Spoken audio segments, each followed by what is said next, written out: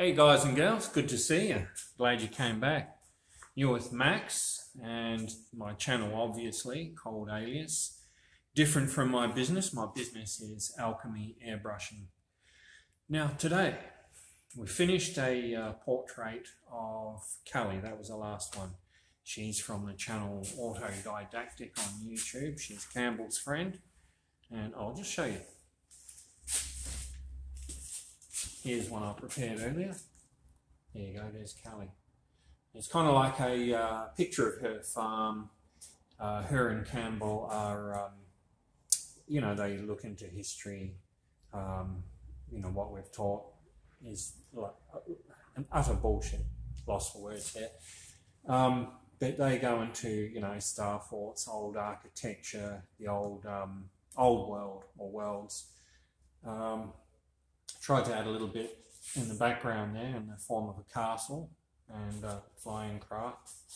History is not what we've been taught, but their channel is very interesting. They go right into that. So Autodidactic, if you want to check them out. But back to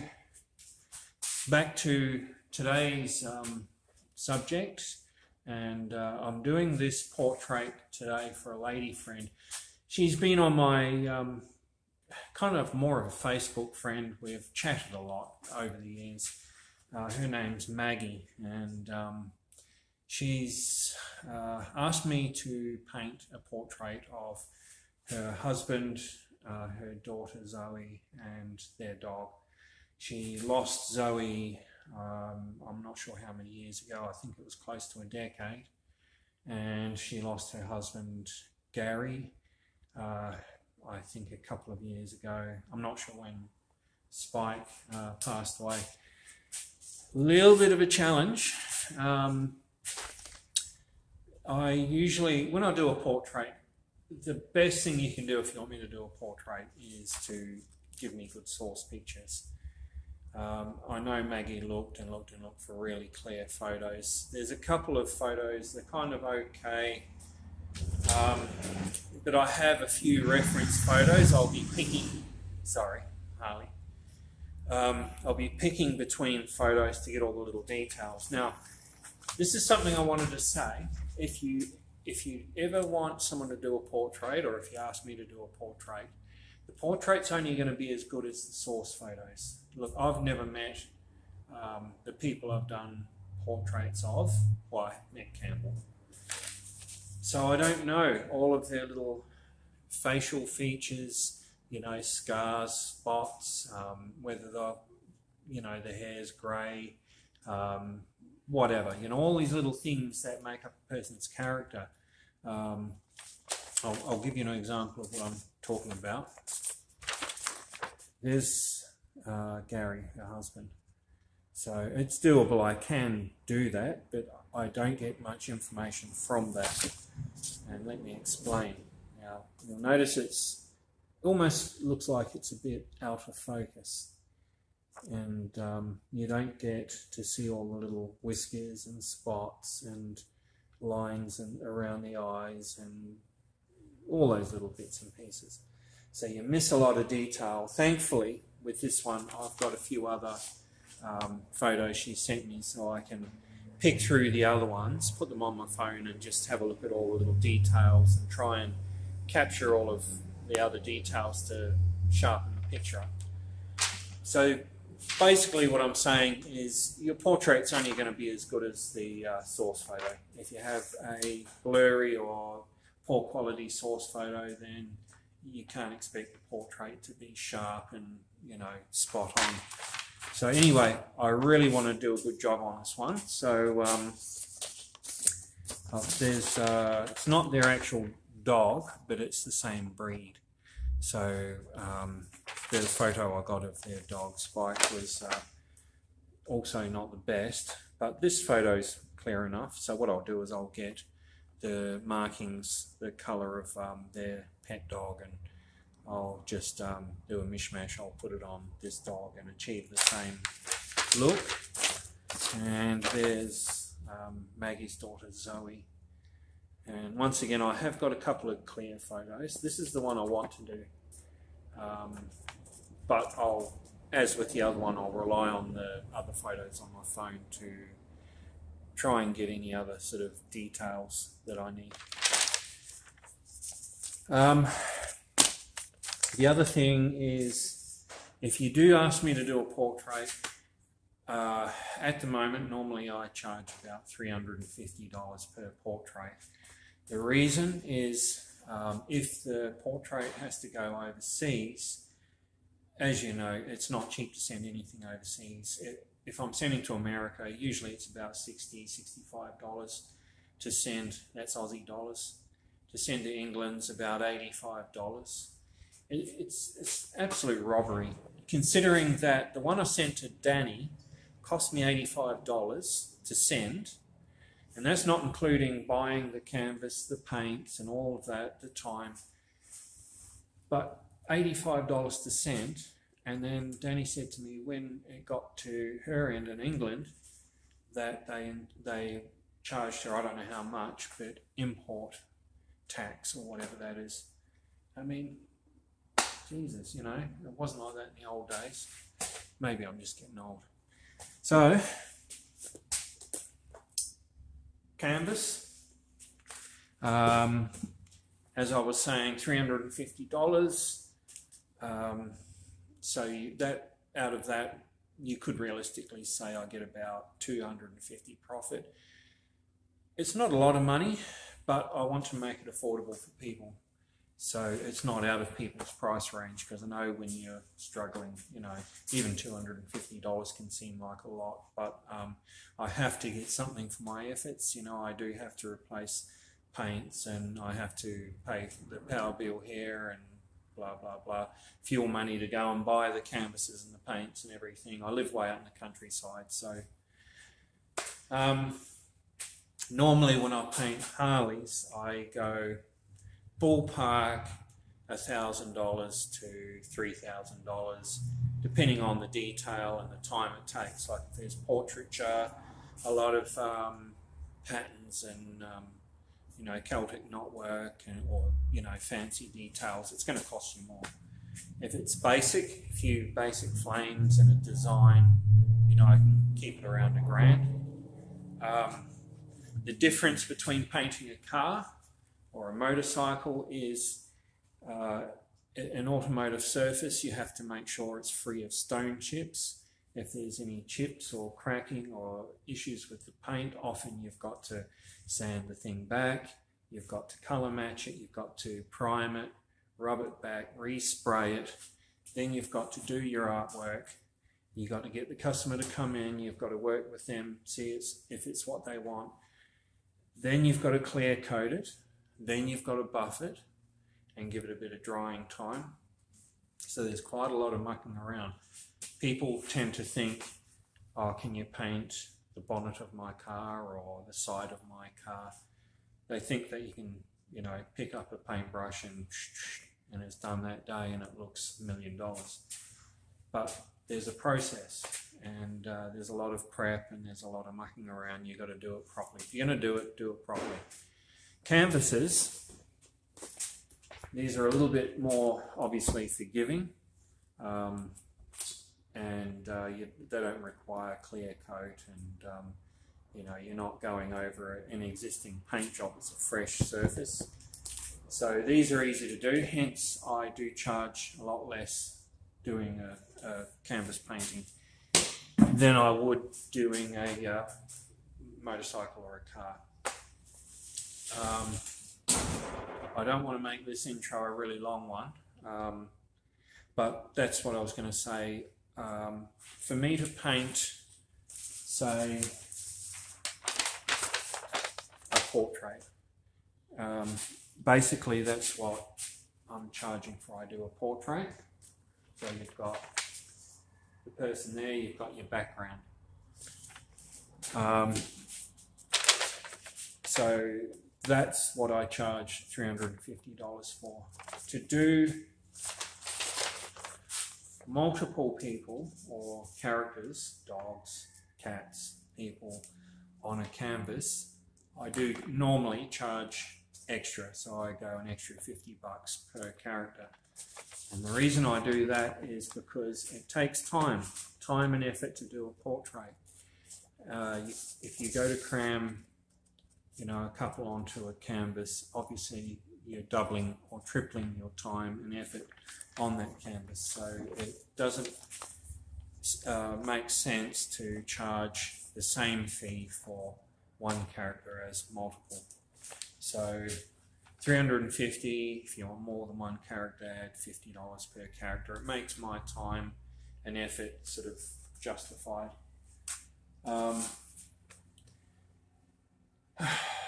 It's getting warm, so I'm going to get into this. I've got quite a lot of work to do. What I didn't mention is we've just got through a heat wave. Like we had 40 degrees and over, like days and days in a row. When it gets to a certain temperature, it's not even worth mixing paint. Like I'm holding the airbrush, you can feel warm air going through the airbrush. Doesn't matter how much you thin out your paint to keep it flowing, it still clogs up and splutters and spits, and it causes issues. So we had the heat wave. So basically I stopped for about, was it 2 or 3 days, something like that, waiting for the heat to sort of subside, cool down a bit. But right when we were just about to get out of the heat wave, I don't know if you call it a storm, we had a big power outage. And I live up in the hills in WA, in Perth. But I've got a son and friends who were down the hill who said before the power outage happened, they saw all of these big bizarre clouds. They just came out of nowhere, and bizarre looking clouds. And one friend actually photographed, I don't have the photo, but he photographed lights. He was not the only one that saw it. Above the cloud there were, I think he said about 3 lights in a row, right above where the clouds formed.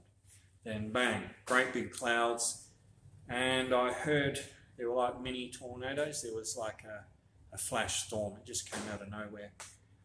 We didn't get the storm as such, but we got the clouds. They rolled in, and then all of a sudden power went out, and it went out over quite a wide area. It was hundreds of kilometres, right up to Kalgoorlie, back that way. A lot of the little country towns lost power. Ours was gone for about 2 days. We had no power. We were kind of just on the brink of, we were going to get the food in our freezer and all the groceries and everything and throw it all out. But I sort of crammed everything I could into the freezer and left the door shut, and luckily it just managed to sort of scrape through. I know a lot of people had to get all the food that they had stored in their freezers, chest freezers, and I've had to throw it all out. And the power company, generous bastards, have offered householders $120 to replace all the food that's gone off. I mean, have you ever looked in the supermarket and seen how much food is? Yeah, $120 doesn't cut it. But that's typical these days. These big corporations, they don't care. Profit first, people last. And that wasn't the only thing that happened. The telecommunications, the internet and the phone, they went too. And most people I knew after the first day into the next morning, their phones were dead. Couldn't charge their phones. No telecommunications. And then I think it was yesterday, our water was out as well. I think there was a burst main, and the council or whoever they were down there digging it up and fixing it. So yeah, we've had, the big power outage, the heat wave, had the telecommunications were out, and the water was out yesterday. So we've been through a bit lately. So hence I haven't done much with airbrushing. Yesterday I came back home, had things to do. I thought right, get this picture of Kelly done, bang, done that. And today it's not too hot, it's warm, but it's bearable. So I'm getting into Maggie's portrait. So that's what's been going on, and without me doing the same, let's get into this portrait.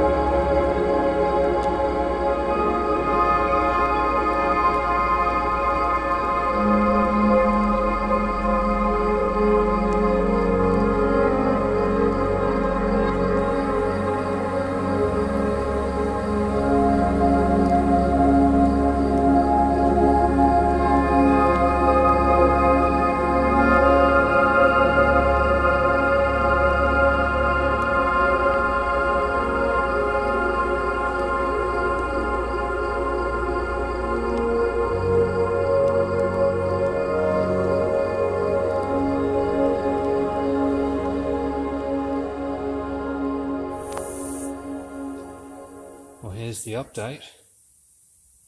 I jumped ahead obviously because the camera battery ran out. Had two batteries actually, and they both ran out. So, oh wait a minute, I'll turn this light off because the light might be making it look a bit, excuse me, yeah, that's better. So I'm getting through pretty good. You can kind of get an idea where I'm going with this. I'm refining. I'll probably shade the pink of her t-shirt, put a necklace on her.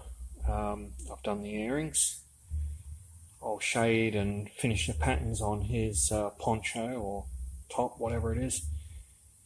This has kind of come out slightly purpley looking in my eyes. I'm colourblind, so anyway, I've got to go a little bit of flesh tone, just, you know, go over a few bits on both of them. Got his hand to do and the background. So I'm going to call this part 1. Anyway, I hope you like it.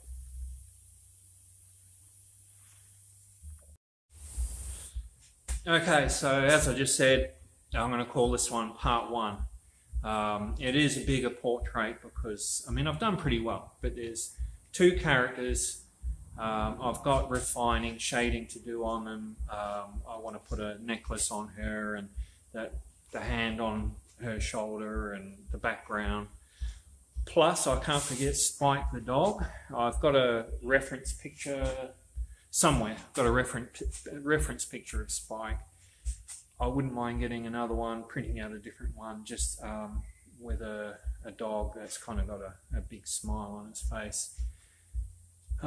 So there's still quite a bit of work to do, but I think I'm over halfway. So the next video we'll call part 2. And so this is Maggie's Clan. So I hope you like it. Thumbs up if you enjoyed the video. If you want to see more content, please subscribe.